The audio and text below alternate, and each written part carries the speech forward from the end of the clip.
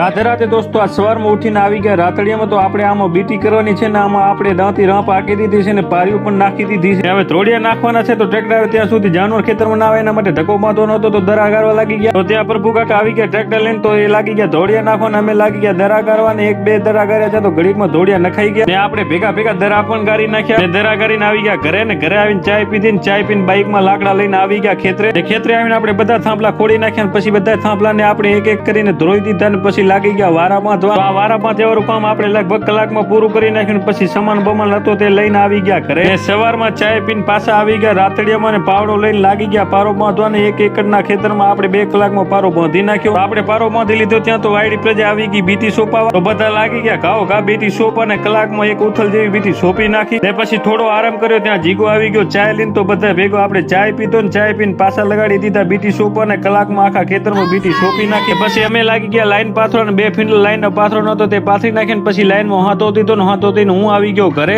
ઘરે આવીને નાઈ ધોઈને ફ્રેશ થઈને જીગાને હારું ચાય લઈને આવી ગયો ખેતરે. તો લાઈટ ગલ હતી તો આપણે આને ચાય પાઈ દીધો ને ચાય પાઈ ત્યાં તો લાઈટ આવી ગઈ તો પાણી કરી નાખ્યું ચાલુ ને જીગા ભાઈને મૂકી દીધા ઘરે. ને આપણે લાગી ગયા બીટીમાં ફૂલ બાકાજી કી બોલાવવાના 8 વાગ્યા સુધી પાણી વારીને આવી ગયા ઘરે. તો ગાઈસ બ્લોગ સારો લાગ્યો તો લાઈક શેર ફોલો કરી દેજો. રાધે રાધે.